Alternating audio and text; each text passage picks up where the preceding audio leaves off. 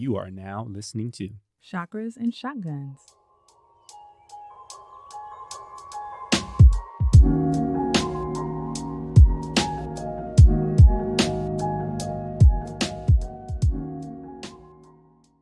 Welcome to Chakras and Shotguns, the podcast that guides you on your journey of spiritual development and personal preparedness. I'm Jen, a former lawyer, whatever, tarot card reader, and lover of all things wellness. And I'm Mick, a marketer, energy healer, and prepper.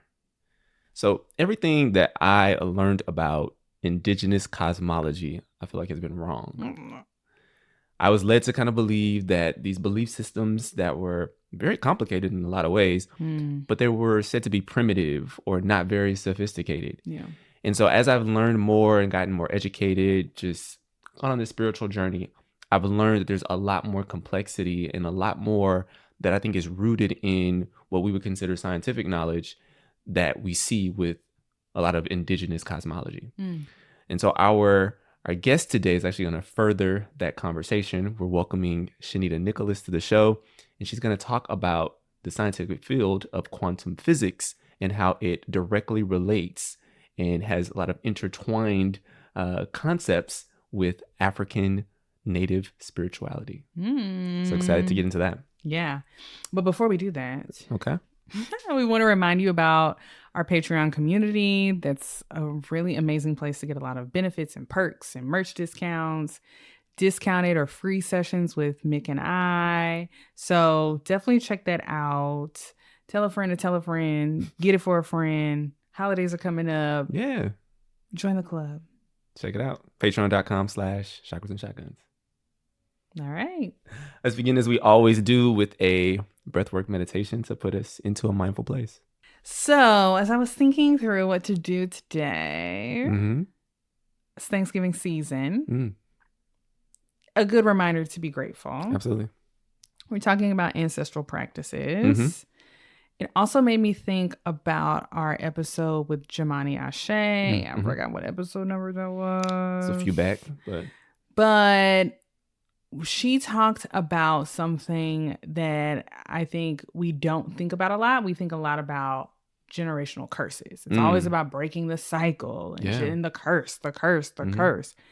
And we don't think about generational gifts and generational knowledge and generational insight and wisdom that is in our DNA. For sure. And that we are a manifestation of those lessons learned. So we're going to get into that. That's a lot. That's a lot for, the little mini breath work, but for sure. And just if you're not familiar with what a generational gift might be, I just wanted to have this quick explanation because some people are like, what is that? Like, I know all the bad stuff that I'm dealing with.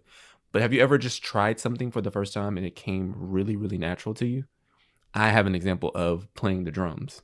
Jen got me this lesson at this drumming workshop here in LA, and I was playing the drum at this lesson. At the end of it, I told the instructor, I was like, oh, this is my first time playing the drum. And he looked at me. I mean, his mouth dropped. He was like, because I was keeping up. I was in it. And I got out of my head at a certain point to where I wasn't thinking about it. And kind of that instinct took over. And shout out to the last episode. Exactly. So yes, that is an example, I think, of a generational gift. And so think about those things that maybe come really easily to you. It could be some type of dish that you cook that just like you've easily figured out how to make it delicious, or a song that just kind of pops into your head that you like, where did that come from? So yeah. Or how recently people have been rediscovering things that might seem more indigenous, like farming or gardening, herbalism, and then find out through whether it was like directly or like, oh yeah, my grandmother used to do that same thing. And it's like, what? Yeah. The things that we may have tried to distance ourselves from, it's like, it's genetic. Like it's in the DNA. It's in the blood, as my mama was saying. All right. So sorry for taking you off your flow there with the meditation. My bad. Let's pop back into it. Okay. So go ahead and find a comfortable seat. You can always lie down. And let's begin. I think for this one, I want to have you place your hand somewhere face up on your body. It's a more open, more receiving gesture. Go ahead and bring your awareness to your third eye, the space in between your eyebrows. Take a deep inhale in through your nose. Open your mouth, exhale back out through your mouth.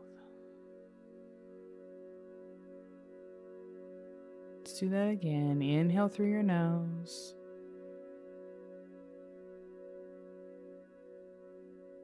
Open your mouth, exhale, let something go. Last one together. Inhale through your nose. Seal your lips closed and exhale back out through your nose.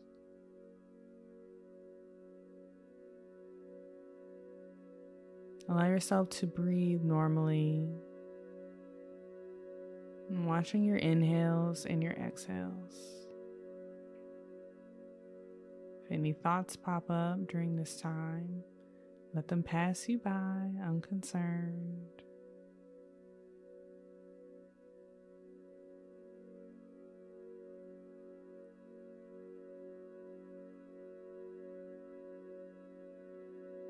Beautiful.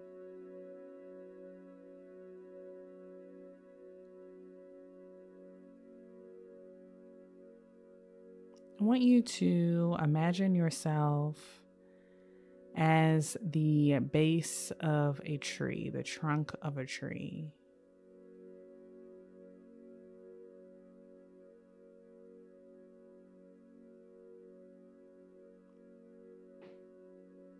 Feel yourself standing sturdy and strong.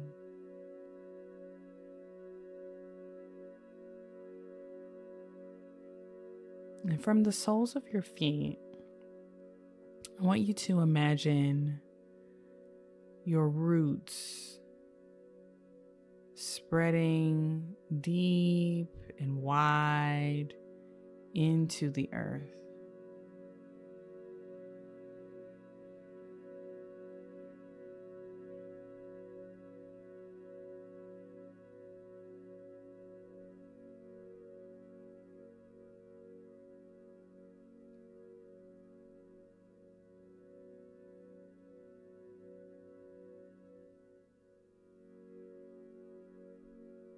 Try to understand this feeling of nourishment, of what's provided through your roots, allows you to reach the heights that you are reaching, allows you as the trunk of this tree to be strong, held upright. Imagine golden light running through your root system. As information, as a gift, as sustenance.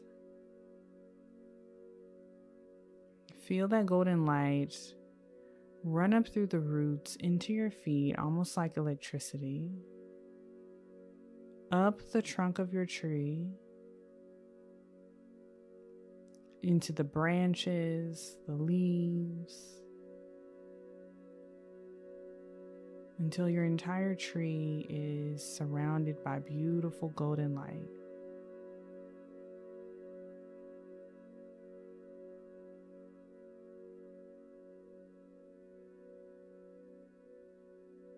Allow yourself to feel gratitude for the history and the wisdom and nature that has allowed you as this tree to be here today.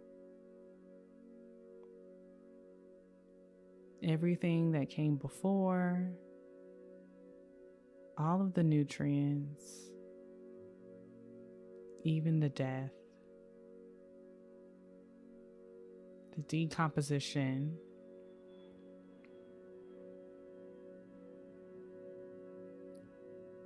that further nurtured you into this time of renewal and growth and expansion.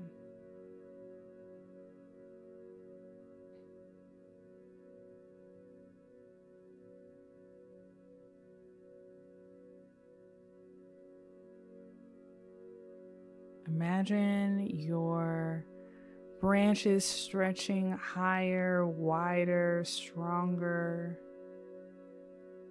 up into the sun, taking up space.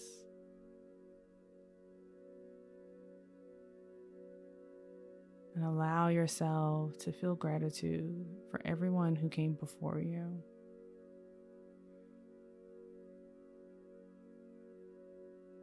All of their beliefs, their decisions, their gifts, their talents, their knowledge, their wisdom that had to come before you for you to be in this moment.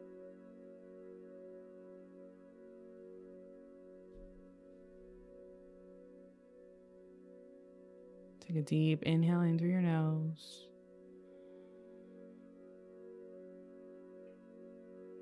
Put a smile on your face. Exhale back out through your nose.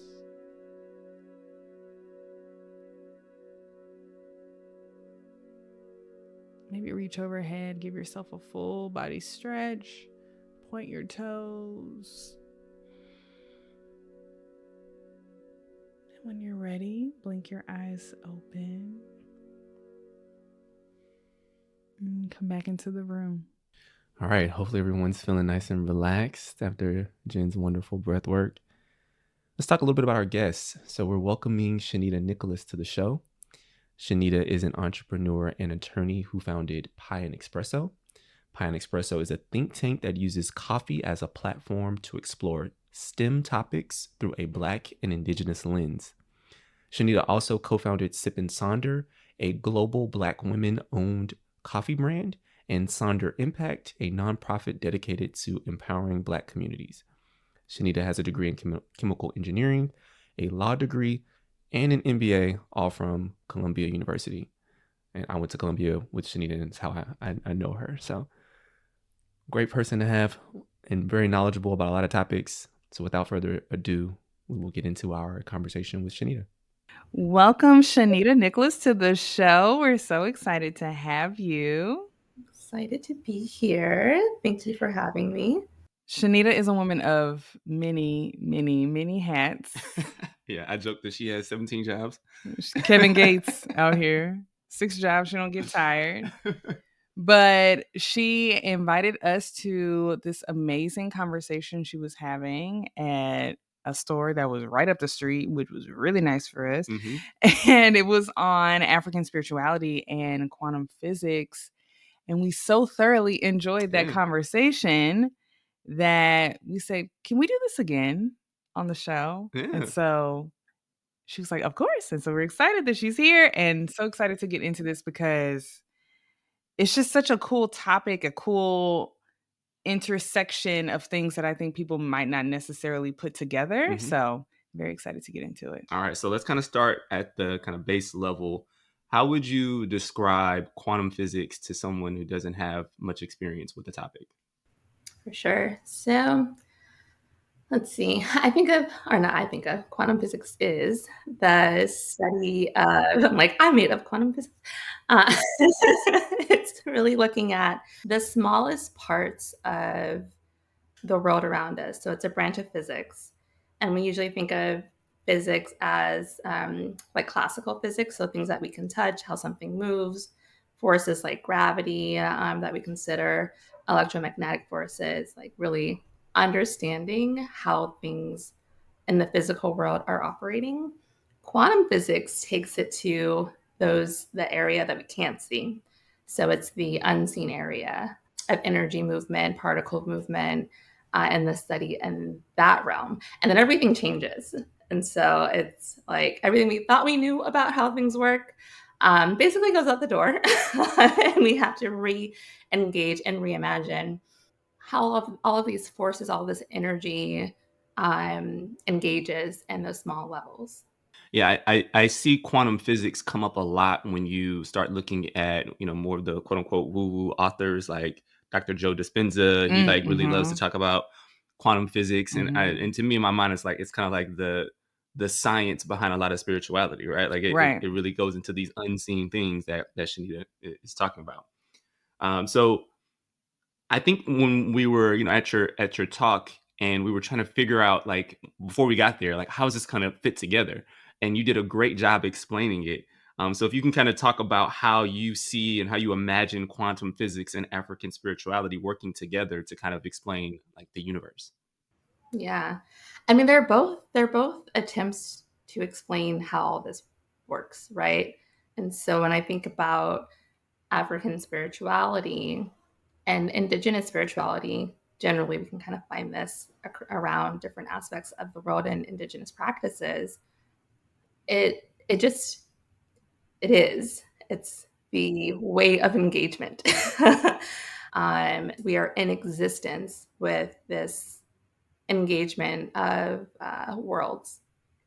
And quantum physics, like all scientific and mathematical practices, is the attempt to explain that in this very, without using the word scientific, but more sometimes Western way, I would say, where, if we think of any math or any science, it's trying to provide a common language for what's being observed.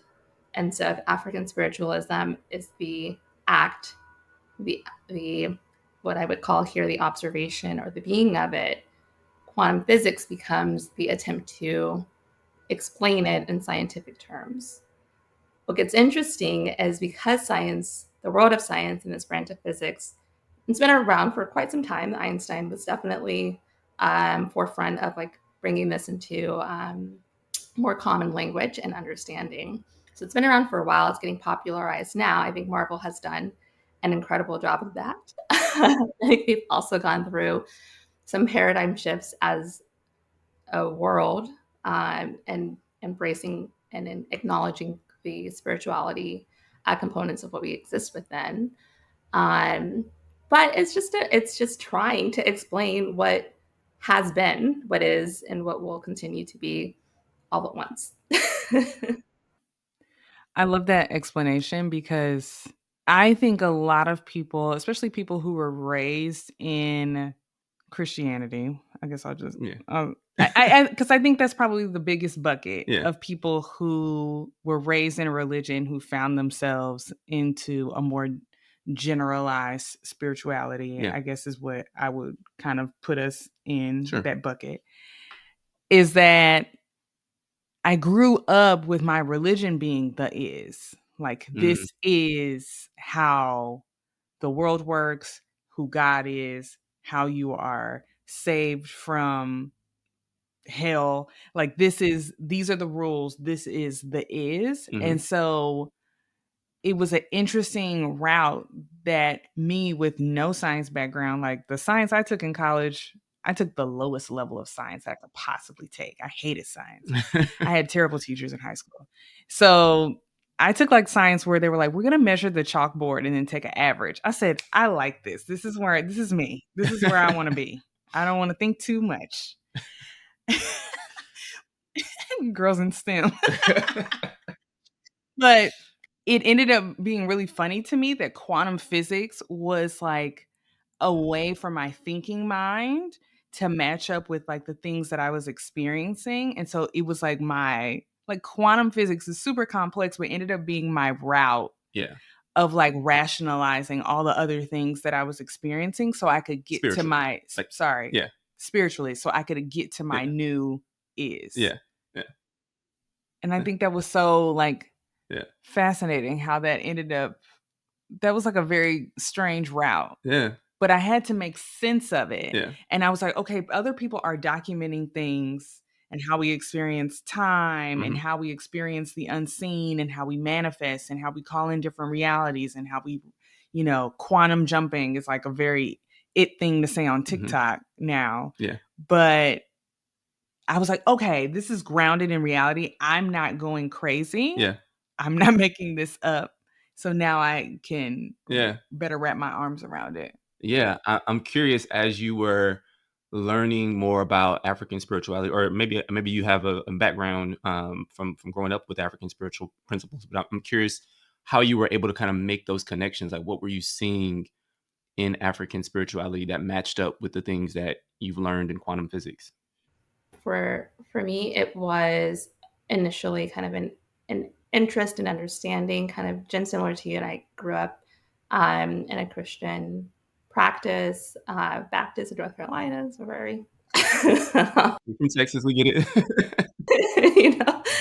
And the questioning, I kept kind of asking questions, trying to understand, okay, these are this is the baseline for what I'm being taught on how the world works, how I'm meant to behave in this system, a set of rules for engagement in the world. And the parallel really came in that practice of religion and then my time in corporate America. And at some point in all of this, just at the core of me was like, this doesn't feel right. Like, it just wasn't like, this can't be how I'm meant to live out this, however, hopefully 100 years I have, but like still short amount of time, that I have in this world. And it started for me on if this doesn't feel right, correct for me, that there's something internally not aligning with this. Where is that alignment? What are the practices how are the ways that I want to exist?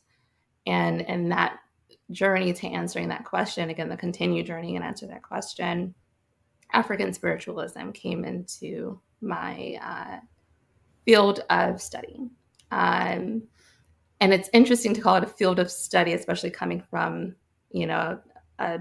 many fields of studies, and be in a field of study that is so personally connected, which now just it feels like, well, yeah, like I should be studying myself and like how I want to live in this world. That's where more traditional African practices, ritual creation, understanding of my connection to ancestors and deities, and that started to feel more aligned. And I think the feels, because sometimes I was like, I don't want to just talk about I'm feeling this way, or this is like feeling okay to me, but the connection then to quantum physics, like they are feels, it's all energy, like those concepts are literally the same. And it was, or it's starting now, and these conversations are so beautiful, and I greatly appreciate having it, is because they're not so disparate, that jump, and then I just, again, love what you said about this, like even not being in math and science and having this connection to quantum physics and being able to actually see that in practice, and these concepts that are really complex. They're complex because we are complex, because the world is complex, and we can be comfortable in that. And the level of comfort and that complexity of a system of actual scientific study that is based on the feels, on the energy and the jumps. And that allowed me to even more be okay within myself to say, okay, there's an actual energy alignment that is not correct for me right now. What are practices? What are ways of being that my energy aligns with? And so that's kind of my journey. Wow. Yeah, for folks who may be listening and haven't listened to episode 1 and like know the origin kind of our story, I think it's interesting that a lot of this journey for us kicked off when we actually went to West Africa ourselves and had this like feeling, this kind of inner knowing that awoken in us while we were there, that led us down this path of eventually, starting this podcast, right? And talking about what we've been experiencing in the journey, right? So it's just it's beautiful kind of to see how people arrive there in different ways. But it kind of all centers on this idea of reconnecting with your heritage and your ancestors, and then utilizing the tools we've learned kind of in the West to kind of make sense of it all, right? Like at least intellectually make sense of it. Yeah. And I like that it's not either or. Yeah. But it still becomes and. Like even when I think some people depart religion, they're like, I'm, or I'm a person of science. And like, then they might become atheists, or like they don't believe in anything, they believe in science. But like science still ends up getting you to like, the divine wonder of the world around you, the universe around you, and that the universe is moving and the universe is growing. And you're just like, wait, somebody has to be doing something around here. There has to be some type of understanding and programming, almost in a sense, of like how this is all happening. Yeah. And I just think about how like, there's people who are very religious, maybe like even far right, who have gone to the point of denying climate change, denying science, just like completely abandoning it. Yeah. When what you said is it's an attempt to explain the world around us, and that it's not, you can't have one without the other. Absolutely.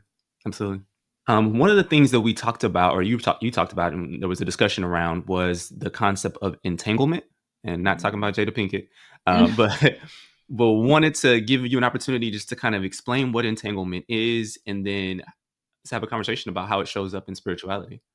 So in quantum physics, there's the ability to have, it's all about probabilities. We're working in like wave functions. And so any potential outcome let's call it an atom, might be, you want to observe, let's do color so we can get to entanglement. It's either going to be red or blue.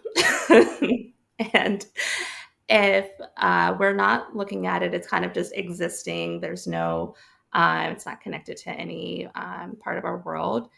The red or blue, it's both red and blue, right? Like it's just doing its thing. It has what's called a spin, which means the probability of it being, in this instance, we're kind of binarying it, red or blue, or really any color, but let's locate it to red or blue, until we actively observe it.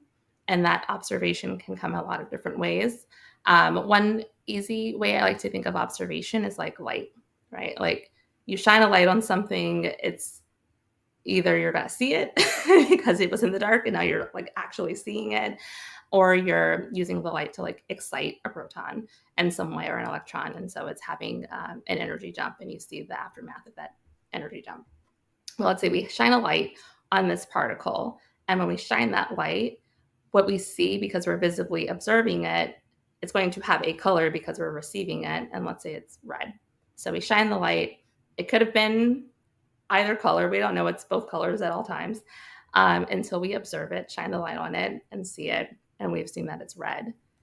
Quantum entanglement gets interesting because when, let's say, two particles are interconnected, they kind of come together in some energy field, attached to one another, and said, we are together forever.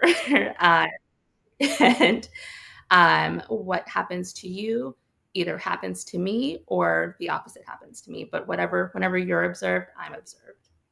And so when we shine that light on the particle and it's red, let's say it was the same parallel, or they're connected in a same for same way, wherever that other particle is, anywhere, and doesn't even have to be the world, wherever that particle is in any time or space, will also then immediately be observed and will also be read.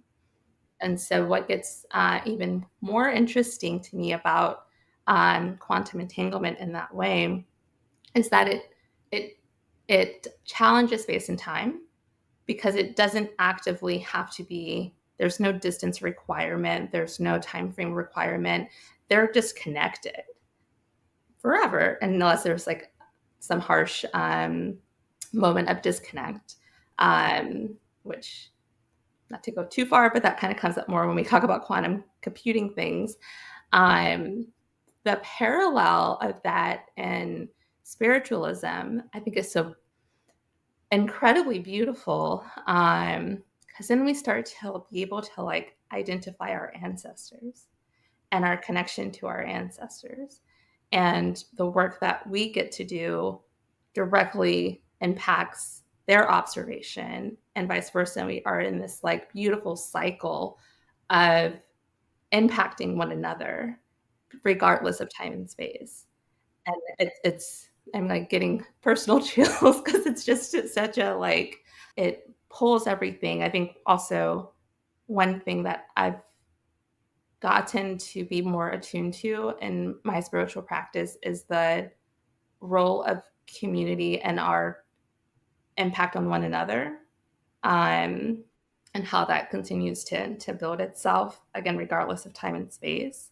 Um, but I'll pause there before I start going onto a loop.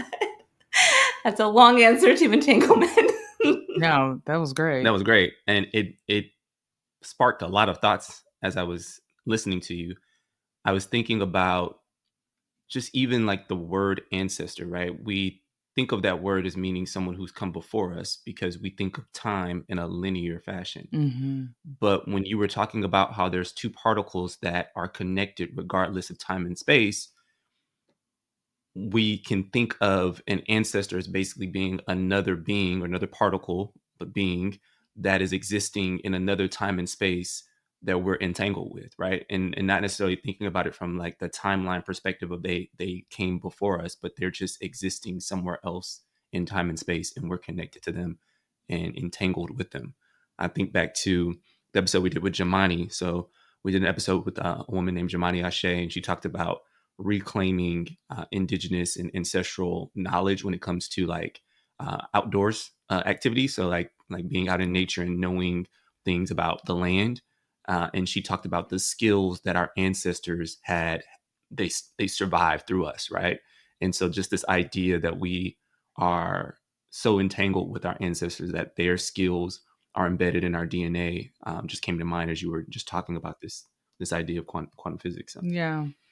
It made me think of a couple of things. I think sometimes there's this argument that can come up about hoodoo, like specifically like the Black enslaved practice of hoodoo, and like, oh, if they were so powerful, why didn't they get themselves free? Mm-hmm. And it's like, but you don't know what seeds they were planting for us to even be having this conversation. Mm-hmm. Absolutely. Of like that type of entanglement. Absolutely. Of us being able to look back at this moment, but because we're so focused on day 1, day 2, day 3, day, that we're like, oh, well, they didn't kill everybody in 2 days, so must not have been able to do anything. Yeah, that brings me to thinking about Nat Turner.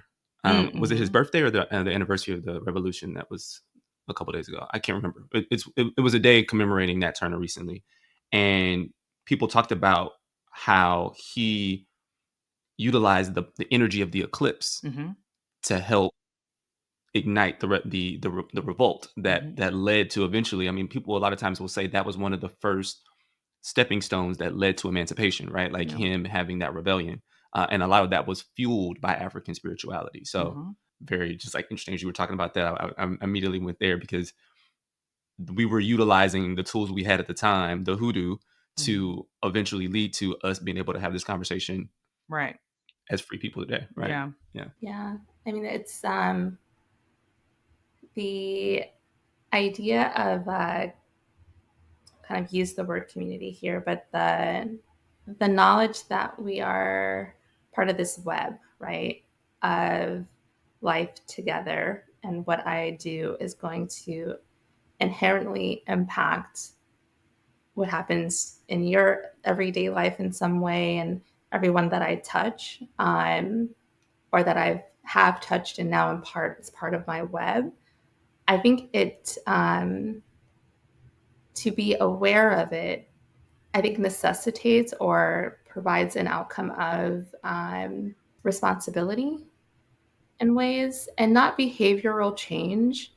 But I think when you when you know that you're impacting others and you're being impacted by others, it shifts how it has shifted. I'll speak from an I perspective. It has shifted how I engage with people, how I think about people if I don't ever see them, because I know that whatever energy I'm putting out and however connected I am in this web, that's what I'm giving to the web of our interconnectedness. And if I can do my part in this web, moving towards harmony and a way of being that I want to exist in, then that allows for a greater manifestation of what that looks like. And if I'm surrounding myself by people that are aligned in that way, and we are able to create a coherence here, and I'm using these terms because they're the same terms used in quantum physics, which I think is just something to acknowledge, that by being connected, by being coherent, by understanding who and what is important and valued in this web, then we can start to like balance things. Then we can start to amplify the energies that we want to be ever more present, and move in that way. And I'm talking about people in this, but that's like nature too. Like, how do I engage with, the plants in my house? I'm looking at my plants, but in your plants, how are we connected? We're all having this conversation together right now. We're all sharing energy together right now. If I'm not treating and connecting with my plants in that way, then that's the energy that I'm building around myself as well. And that's the web I'm creating in that interconnected world that we're living in. And the shift in my journey, partly through African spiritualism, of being ever more interconnected with the things around me, and seeing, I want to use the word manifestation because, again, this is a word that comes up in both spaces. The manifestation of that intent is present as well. It's there's so many concepts here to try and like mumbling over myself. But to your direct question on interconnectedness and African spiritualism, that's what it looks like to in my everyday engagement with life. When it comes to manifestation, are there any things that kind of you gravitate towards, like as you try to manifest things? Do you try to weave in elements of spiritualism as well as quantum physics in how you approach your manifestation practice? So in African spiritualism, and I'm not taking myself on as an expert by any means, this is my journey and my understanding. And I just wanted to be clear on that. There are a lot of people with a lot more knowledge. This is just my journey. In my journey of engagement, it's been a lot on rituals, that practice of like I light a candle each morning and at night, and I journal. Like, there's ritualistic practices that I take into my everyday experience that parallel to me. There's intentionality behind it, so I'm putting the intent in that, and I'm moving towards the ability to make that manifestation by these rituals that I practice. Are also parallel to me of like ways of observing in quantum physics. So we can create observations. What I've basically gotten to is like intent. And so in both of those areas, observation to me is like intentionality. There's an intent to shine that light on that particle. There's the intent to think about something. There's the intent to visualize, like, how are my intentions aligning with that ultimate outcome of a manifestation practice. And so they're aligned to me, the idea of observation from quantum physics, if that's a tangible observation, and that light example, and also intentional ritual practices. Because I think what you said earlier with Nat Turner and that movement, including hoodoo and spiritual practices into the ultimate goal, like the observation of like, or the intentionality through ritualistic practices and interconnectedness and movement into a space that you ultimately want to go. It just it's become so much less. They're not different things. It's hard to even try to like talk about them as like this and then this and then, because they're like, it's just the same thing. And we get to use like even the same words now at this level, between these ways of articulating what it is. So you mentioned ritual and working with rituals, and I think that they're, at least in my understanding and how I understand ritual and view ritual, to me that it's like a physical manifestation of a prayer. And for prayer, I even think of that as trying to work with unseen forces, right? You are putting energy out to request assistance from unseen forces, from the divine, from the universe, whatever entity you choose to kind of to label it. And so I'm just curious how you see that connection with quantum physics, if you see one. Yeah, I mean, they're both of these all about unseen forces and how we engage with them. It's I think from a ritualistic practice, if we're looking at, and I have very similar thoughts on prayer. I have a lot of thoughts on prayer, which is, I think, another word for manifestation, which is another word for like, it's all words for very similar, if not the same things.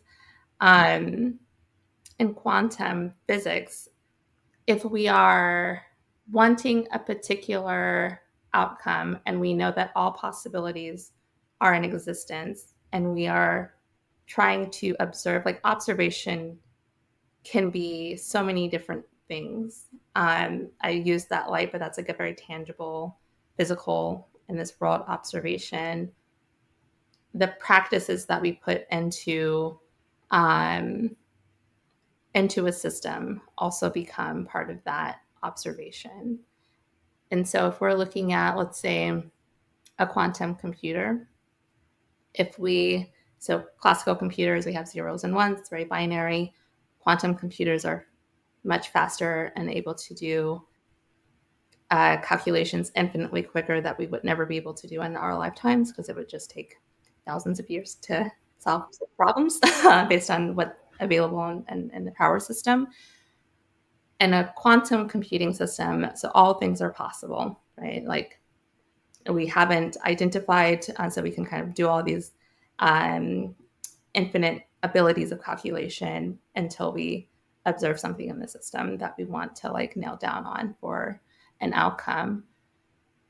When we're working through those like whatever practices we're including into that system to come to a final outcome, we're putting in variables into that. It's still data that we're giving into the system. When we're giving data into a system, intentional practices into what that data is and how that data is provided is going to influence our outcomes as well into the system. And it's not saying that I think it both is not and is saying that we are creating the world that we're going to step into. So if we're providing information into a system of infinite possibilities that it can now aggregate into a final answer, the practices that we include in that are so important. The ways in which we do that are so important. The intentions with which we do that are so important, because they're going to impact the outcome of what our answer is into the world that we live in. And so that tie-in for me and rituals is where taking that time, for me at least, and lighting my candle, and if I can do that in community, how much even more powerful is that? It's a placement of intention. Like that's the, like we're actively putting in the content of the world that we are wanting to step into. Hopefully wanting, if I think if it's still intentional even if you don't have intentions.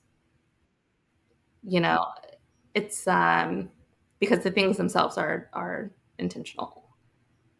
And so if we can move that in a way of present intention, it becomes the ability to create revolutions. And I'm just tying it back to the Nat Turner conversation. Yeah, I felt it. Love that. Yeah, because we can be almost flippant with how we move through our day. Like, to be going back to what you said, Shanita, about being intentional even about how you interact with people. We can be so flippant about it. Like, oh, this person pissed me off. They honked at me. I honked back at them. I flipped them off or whatever. That customer service lady I was rude to the person who was trying to help me check out or whatever. And how we just, and because there's so many inputs, I talk about this all the time, just so many things trying to grab our attention and demands and emails and your kid needs something and the school's emailing and you got to do this and you got to make this appointment, that you're not even taking that time at the top of your day to be like, okay, what is my intention for the day? Yeah. I think the only time people I don't even know if I would say regularly, probably for me, the time that I'm like very intentional is in a yoga practice of starting my practice with an intention. But to even just start your day with an intention and remind yourself of that intention. What things are you calling in? Yeah. It's I was telling someone the other day, so I won't leave my bed until I have an intention that I feel on my body. Like I just will wait. There are some days I'm like, all right, I gotta go. But I lay there and I'm like, I can't leave my bed. I haven't felt my intention yet. And it's a newer practice and it has colored the day. And I know that there's a privilege in being able to just lay there. And I'm aware of that. Yeah, but it is a practice to what you just said that has been very impactful for me. No, I love that. We talked to, I think it was Kira Buckley. She was talking about, not wanting to even wake up to an alarm because that puts you immediately in like the kind of fight or flight, like your nervous system is immediately kind of up and activated in a way that isn't the best energy you would want to take into your day, right? And so I think it's tough for us, particularly just being parents and having to get kids out to school in the morning. But I think we can try to find ways to where we can just be a little bit more intentional in the morning. So it's something I think I've been reflecting on for a few days and trying to figure out how we can better do that. I would love to have a more intentional waking hour or so when I get up in the morning. The kids are my alarm. Little pitter patter. I turned off my alarm though after that conversation. Oh yeah, you did. And it has been a lot more easeful. Yeah. The last question I want to ask is, we touched on these concepts in quantum physics that are very familiar to us in New Age or woo-woo spirituality. Could you briefly talk about vibrations and resonance and how that appears in quantum physics? Absolutely. So everything is a vibration. And I want to touch on like the wave particle duality and then move into that real quick. So under wave particle duality, the big example is like light. Light is such a powerful, in many ways. I could have a whole conversation just on light. But light is seen, has been in experiments more easily seen as a wave and a particle. And the most famous way is the double slit experiment, in which a beam of light is shown through a slit of paper and onto a wall that has some distance away. And you kind of see these like dots of light. Like it's not just a single dot that goes through. There's a pattern that appears on the wall. And that is a physical expression of light particles being both a wave as how they're flowing, which is why they kind of appear in different places on the wall, and also a particle, because we do have that like moment of observation where we have a single dot. And that moment of movement as a wave. So one thing waves can do that particles can't is come together, amplify one another, or cancel one another out. And so you have these like spaces between the dots of light on the wall, and areas where the wave particles. Someone gave a great example of this, like if you're in a boat and there's waves. If you have two waves that are both kind of high coming together, your boat's going to go up really high. If you have kind of the trolley of a wave and two trolleys come together, your boat's going to go down super low. If you have a large wave and a trolley come together, they're going to cancel one another out and your boat's going to stay the same. And it's that ability to cancel out that gets absorbed into the split, where you're actively not able to see like any change at all, like anything. And so this wave particle duality experiment allows us to see that, okay, things are moving in this world like a wave. And we know how differently waves engage than particles, and just the world that we live in generally. And so if we have a world of waves around us, now we can start thinking of like, again, back to the water, like how does water engage with anything, right? It's all vibration. It's like if I'm playing music, I can see the water interact, right? In the way that I couldn't see if I play water to my book here. It's not going to do anything, but actually under the surface, there might be a lot of things happening with that book, and the more wavelength nature of it, the way that we engage. And to connect this to like African spiritualism as an example, when we are, my understanding, and this is not a practice, I have not been to the continent, so I'm very excited to hopefully go in the next year. But even in Leimert Park, we have drum circles, right? And so when I go or have gone in different places of my life to a drum circle, I am bringing the whole of me, and everyone's bringing the whole of themselves. And we know fundamentally, and the smallest parts of ourselves are waves. And we are together, and maybe we want our vibration to get, so how those waves are moving, how they're vibrating, to be to resonate with one another. And so we can do that in a few different ways, like through collective meditation, through, I don't know, these are things that I just, when I feel like I have now resonated with the community around me from like a physical perspective, just having intention of resonation is one way as well. And then when we're all resonant, we're all of our vibrations are aligned in that way. And you have a third party amplification moment, a drum, and we get to amplify that collective, like that resonance together. We're increasing our vibration, like literally. And I know there's like the word choice, increasing a vibration, which I also agree with. They're the same thing, right? Like it's like that's the whole point. Like it's all like the same thing. The scientific and physical manifestation, or explanation rather, of that is the actual, like, we are wave functions. Everything around us is a wave function. We can start to align with one another. So when we say like, get on my vibration, or we want to be around people who vibe with us, like it's literally like we want to have that resonance of, with those waves. And then we can start to like amplify that when we're in harmony, in ways that are most positive to us. And so and I love that question. It's another area that it just shows how I mean, it's the whole point here, right? Like they're the same thing. Like we're describing it like through this scientific observation are these words that now are becoming the same for the energies and the fields that like we know to be true as well. Got it. So Shanita, I always feel smarter when I hear, you discuss some of these things. So I appreciate you coming through and sharing that with us.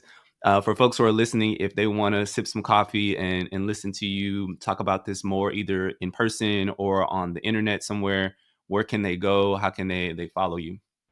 Yeah, so that's an excellent question. um, I've been doing pop-up conversations around LA right now. I also spent a lot of time on Sip and Sonder with Amanda, Jane, and Inglewood. So I'm often there as well. We'll probably do another talk in that location.